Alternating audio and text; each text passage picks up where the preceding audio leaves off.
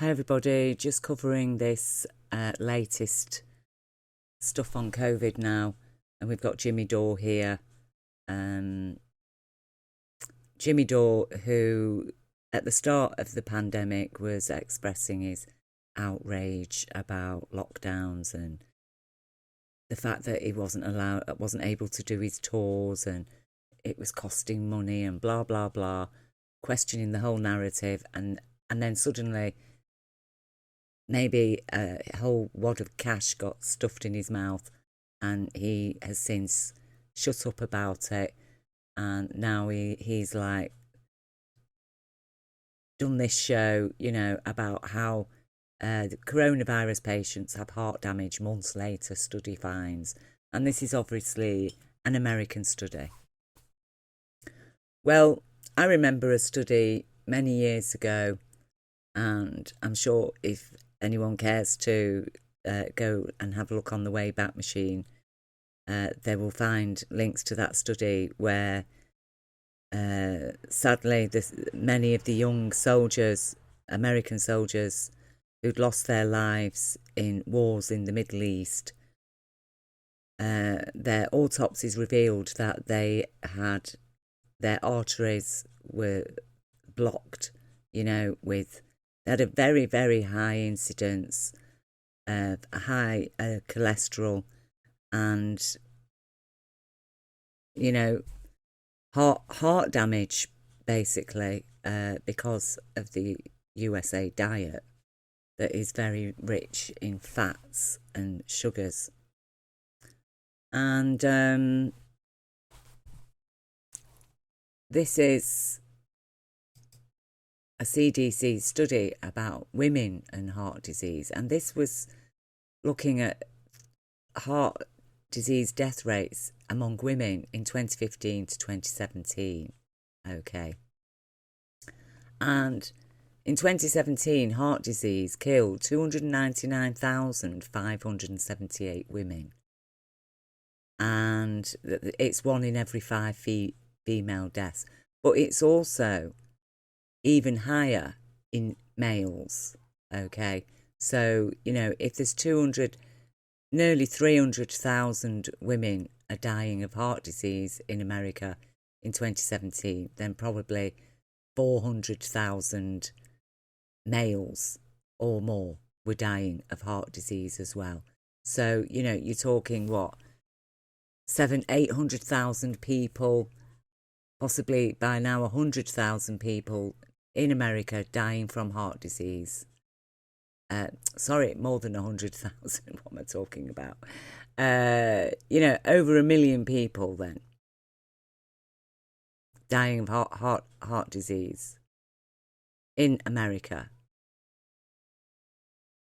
Okay, so it's very easy for the establishment to come along and say, "Oh, most of the 3/4 of recovered coronavirus patients have heart damage months later," study finds. But if American doctors decided to go around examining patients for heart disease, they would find it. They would find it. And the thing is that COVID-19 is actually SARS-CoV-2. So original SARS is therefore now SARS-CoV-1. SARS-CoV-1 has been around for a very, very long time. Oh, I think 20 years or more. Okay? It has virtually the same impacts as SARS-CoV-2. So here we go. Severe acute respiratory syndrome is a life-threatening respiratory disease caused by a recently identified coronavirus. The SARS-associated coronavirus, SARS-CoV. Okay? And this, I think, was from 2017, 2018. This was before COVID. Okay? This is about SARS. This is believed to be an animal virus that recently crossed the species barrier to infect humans. Where have we heard that before? The first cases of disease in humans are believed to have occurred in Guangdong province, China. Oh, China again. In November 2002, but the syndrome was only recognised 3 months later. Oh, an exact same scenario played out with SARS-CoV-2. Isn't that strange?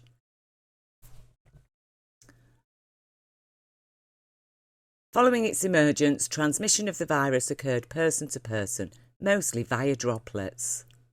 The incubation period ranges between 3 and 10 days.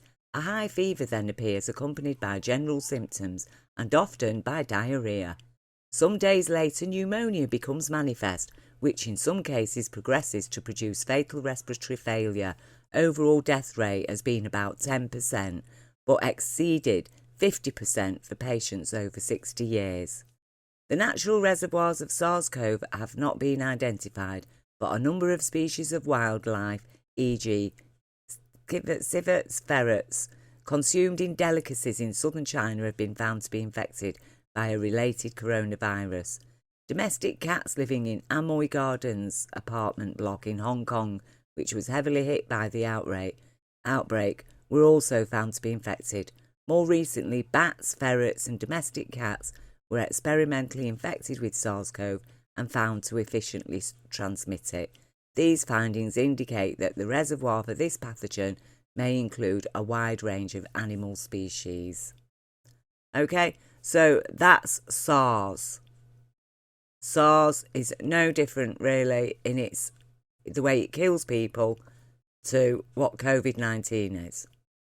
Now today, we're being told that anybody catching COVID, even if you have only very mild symptoms, you're going to develop heart disease, you're going to develop kidney failure, you're going to develop mental health problems, you name it. Basically, before COVID-19, people didn't develop heart disease, people didn't develop kidney problems. Perfectly healthy people didn't suddenly become sick with all manner of illnesses. But since COVID-19, of course, anything that happens to you after you have been diagnosed positive with one of the 95% false positive PCR tests, then basically it's down to COVID. If you have a breakdown, if you have a mental health breakdown, it's because of COVID. You see, COVID causes mental health breakdowns. I mean, this narrative could go on forever and ever and ever. And what disturbs me about it is that as they're vaccinating more and more people and people start becoming seriously ill as a result, okay, as has been predicted by people like this gentleman here, Professor Sukarit Behade, MD. Okay, I mean, I'll leave the link. Please listen to this man. He's a very highly educated professional in this field of virology. So please listen to what he has to say. There's also Dr. Michael Yeadon, who I notice has been debunked to death by so-called fact checkers. But, I mean, I don't know what Jimmy Dawes about anymore, really. I mean, I did suspect that he was a shill. I just don't know. But I really don't understand how anybody can talk about in America that, there's been a rise in 3/4 of recovered coronavirus patients have heart damage months later. Well, first of all, the people who actually became ill with coronavirus to the extent that they were hospitalised are people who have mostly elderly people and people with underlying health conditions who are susceptible to all viruses. It is a well-known fact that a bad bout of flu, can leave people debilitated for months afterwards, okay? It can worsen or aggravate other existing conditions. So if somebody is already suffering with, say, early onset heart failure and they get a really bad case of flu, or even SARS-CoV-1. Forget SARS-CoV-2 for now. So even if they get SARS-CoV-1, it could further damage, cause further damage because your body is already damaged and it's been then damaged by a virus that the body's had to fight really hard, okay, to get through it. And so obviously you're going to be even more debilitated afterwards. If people say with kidney damage, maybe they don't know that they've got kidney damage, that their kidneys are functioning, but it's impaired. And it takes a while before people notice how badly the kidneys are damaged to the point where they end up going to a doctor. Like kidney stones, for example. People can have kidney stones for many, many years before suddenly they're in agony and have to go and get it sorted out.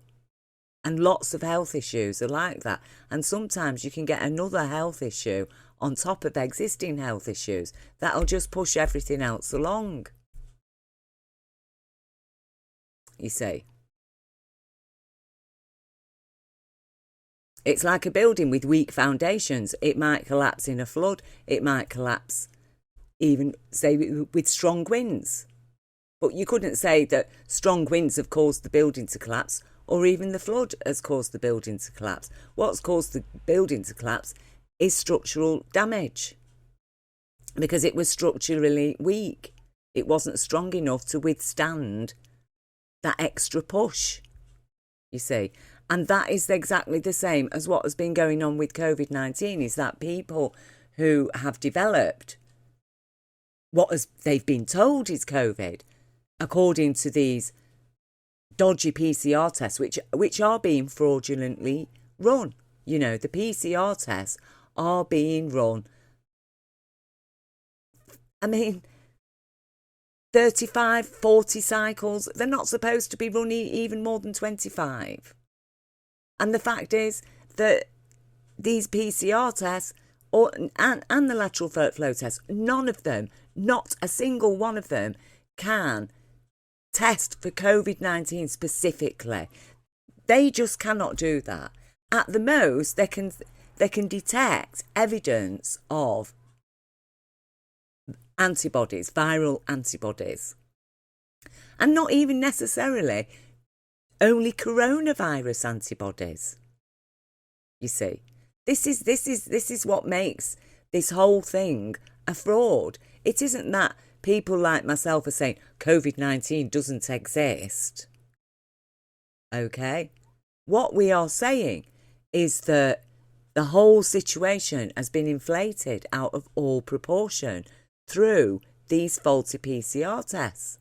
And as this gentleman is explaining here about doing research on vaccines based on the strength of those very fraudulently run PCR tests and claiming that this vaccine is 95%, has a 95% efficacy rate, is absolutely outrageous.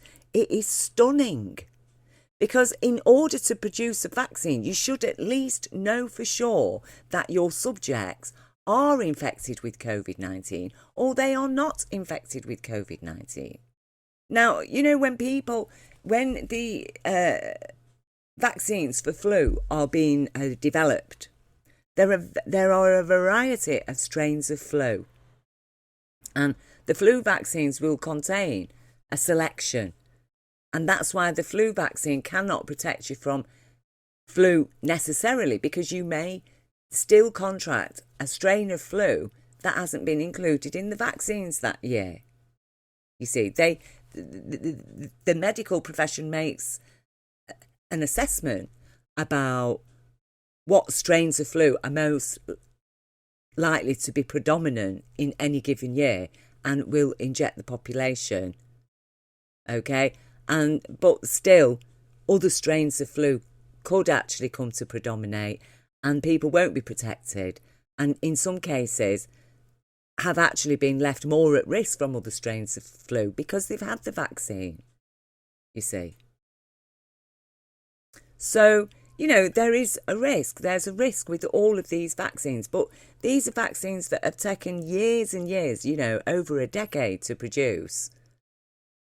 And even then, people still suffer adverse effects. We're talking about a vaccine that's been produced in what? Less than 18 months. We're talking about a new technology with this mRNA and biotech nanolipid particles and graphene and all kinds of ingredients that have been included in these vaccines that have never been used before on the human populace. Now, normally, when people are doing experiments on humans, then what happens is that the medical profession focuses on humans who have the worst symptoms, you see. And then what people would agree to take part in experiments for a financial payment, and they will be infected with the virus that the vaccine is being produced to address. Okay? Well, having looked through the data on the experiments, I can't see where people have been infected with COVID-19 specifically in order to be experimented on to take part in the experiments with the vaccines. What they've done is they've tested people, and if they're tested positive by the faulty PCR test, which could actually mean they just have a common cold, as the CDC right from the start of all of this is the American CDC, right from the start of this, explained to I've got the wrong link up. The CDC explained to the people of the United States, oh, you tested positive for COVID-19, you may just have a common cold. You may just have a common cold. In fact, you are more likely to have a common cold than COVID-19. So if, say, Pfizer, for example, are experimenting on somebody saying, oh, well, this person has tested positive for COVID-19, but in actual fact, all they have is a common cold. I mean, this, I totally get with this man, okay? His shock and horror at the way this whole thing of the vaccines has been orchestrated. And, you know, Dr. Michael Yeadon, again, you know, ex-Pfizer vice president, okay? He knows his stuff. Why shouldn't I listen to him? Why shouldn't I listen to this man? Why shouldn't we listen to them? They aren't being paid by Big Pharma. They're not working for a newspaper. They're not depending on the political party. They've been ridiculed. They've been attacked. These are truly independent. And, you know, it isn't like there's only this too. There's hundreds, thousands of doctors, nurses, virologists, you name it, out there, fundamentally questioning this whole narrative. And no, we're not saying that COVID-19 doesn't exist. It very much looks like a lab-created virus. The facts that we know about it is that children are at a 0.001% risk. That's a minimal risk for children. And in comparison, the vaccines pose a much higher risk, both in the short term and in the long term. Now, in Britain now, they want to start vaccinating. I think they have started vaccinating children, minus parental consent. If the children want the vaccine, you can go and have the vaccine, children. You don't need your parents' permission. We're protecting you from your mad parents who are asking questions and listening to people like this man here, instead of so-called news pundits at the BBC.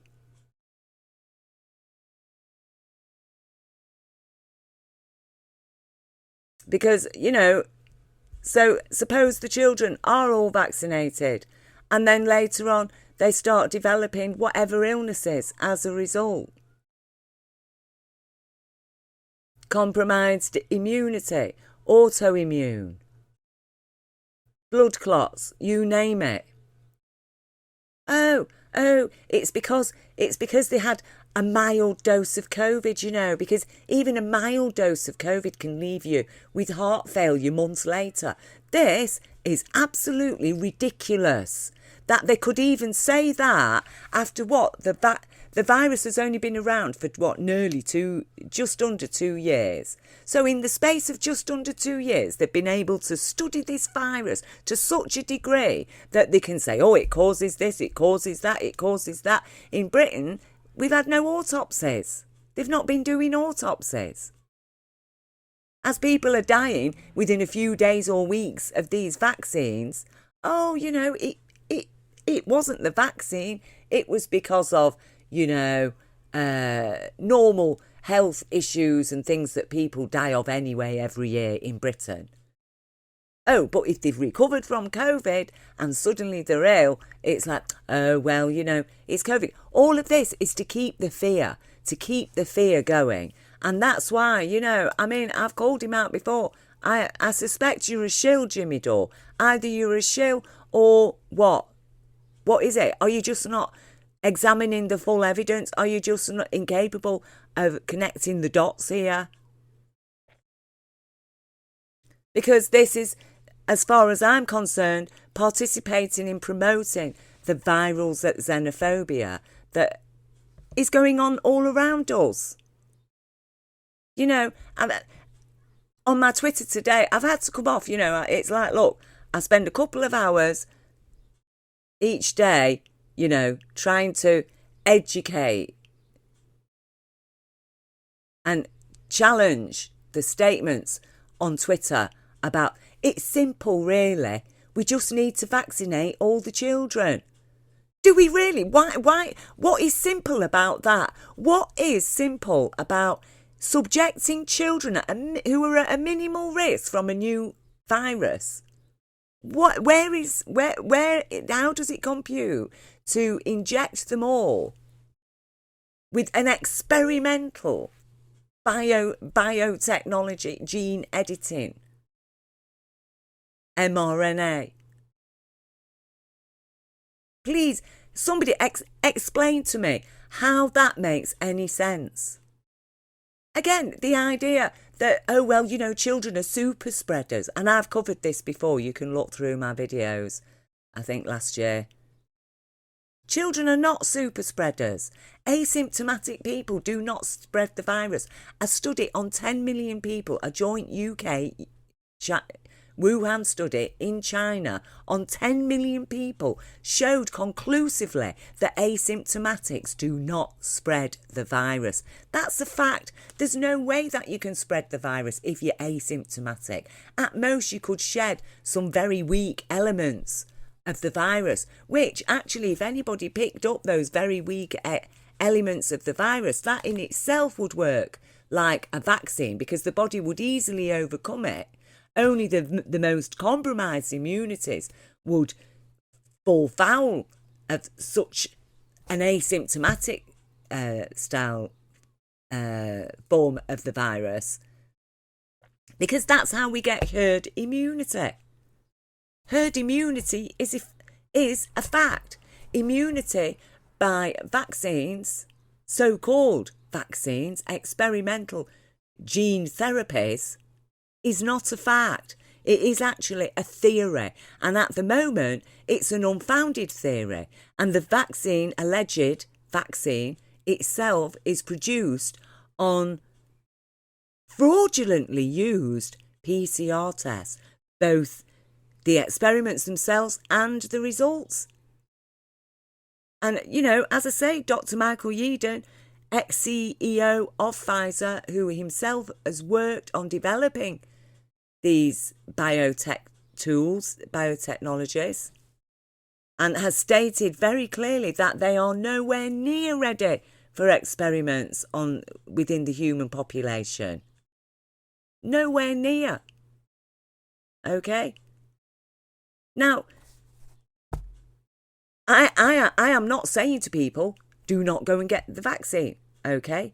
What I'm saying is that take all the information into account. Weigh up who can be trusted here. Who can be trusted? Can we trust people like this man? Or do we trust Bill Gates more? You see? Do we trust Big Pharma in the funding of Bill Gates? Do we trust politicians who are receiving, who are involved directly in organisations dependent on huge sums from Bill Gates, from the Gates Foundation? Who are we going to listen to here? That's the point. To make an informed decision, a balanced decision. Now, if people, you wish to go and help with the experiment and participate in that, then that is your choice. You have a right to do that. Nobody has a right to judge against you because you've had a vaccine. And nobody has a right to judge against those who choose not to partake in experiments or receive any medical treatment. If somebody is ill and they choose not to receive medical treatment, then that is their choice.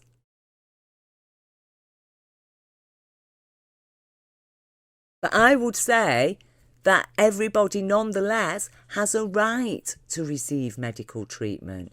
Nobody has a right to be forced to receive medical treatment.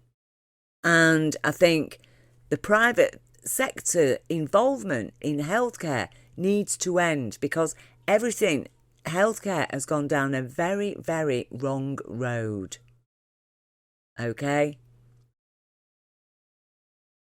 And we are heading down a very dangerous path because if Dr. Yeadon is right and in the future people are going to be developing all kinds of issues as a result of the experimental gene therapies, then is the system going to put its hands up and say, oh, yes, it was the so-called vaccines? No, it isn't. Is it going to be blaming long COVID? Is it going to be blaming new variants? Which, how on earth can anybody diagnose the new variant in Britain? I mean, how is it possible when they've got no tests specifically to diagnose COVID-19? How can they be diagnosing new variants? How do we know that these alleged new variants aren't actually other strains of flu that somebody's presented to the hospital? Actually, they've got a strain of flu and the hospital's looking for COVID and saying, oh, well, these symptoms are a bit different from COVID. This must be a new variant. This is madness. It's madness. Absolute madness. We are in a situation equivalent to the witch trials in the 16th, 17th century. Just madness, craziness. People running around, oh, she's a witch, oh, he's a witch, oh, he cursed me, my child's died, it's because of this woman over there. I mean, I think there were that many women killed in Switzerland that virtually nearly every woman in Switzerland had been killed by the end of it. People had gone that crazy. And that's how crazy mass psychosis. This is what is being propagated here. And it is being propagated deliberately, knowingly. I would say that is my opinion. And that is the opinion of many people who are observing what is happening right now with increasing levels of alarm, especially as Big Pharma is now approaching the children.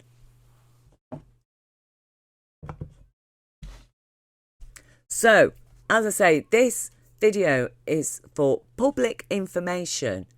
It is not to promote or, any particular issue or way of looking at things. It is simply to share facts and understanding, to deliver some level of balance, okay, so that people can be allowed to make an informed choice, you see, because that is the whole point, that, you know, you listen to every side of the story.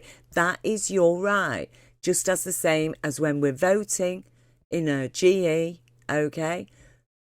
We have a right to hear this politician, to hear that politician, to hear this person, that person, what they're offering, what the pros and cons, what are these people saying about what they're offering, what are these people saying about what the other side is offering, which ones shall we choose, why should we choose them, why are their policies good, why do we think their policies bad. We all have a right to make our own choice, and nobody has a right to say, no, that politician can't speak, this politician can't speak. You see? And it's the same, it has to be the same with our healthcare. That everybody has a right to speak, to share whatever information is valid, and people have a right to weigh up the pros and cons within any given situation, and that includes COVID-19 there. It is not a health risk for people to be able to make an informed decision. That is not a health risk. It is a health risk when people are being denied the opportunity to listen to people like this man, for example, Professor Bachner. When whole teams are being put together to fact check people like Dr. Michael Yeadon, and actually the fact check that they do is a very shoddy and actually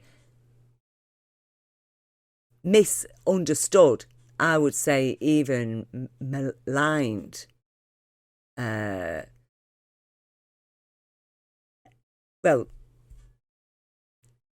they stretch the facts, they twist what has been said to mean something else. I think Last American Vagabond has done a very good. He's done a program, very good program exposing the way fact check, and I think James Corbett as well has done some stuff exposing the way fact checkers twist information. I'll have a look for James Corbett video and put a link under here, because we need to understand we're being manipulated here, and why is that happening? Why are we being socially engineered specifically towards these vaccines? What is it really going on with the vaccines? We have a right to be suspicious. We do.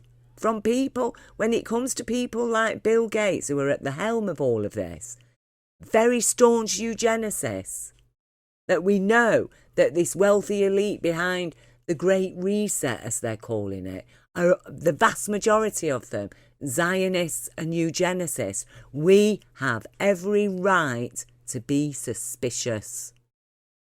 And that's why it's very, very important to be vigilant, especially when it comes to our children, because they're our future.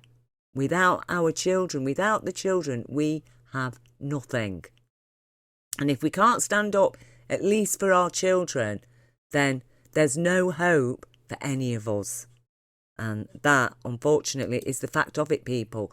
So please get savvy about this now. Get informed. Educate yourself and educate others.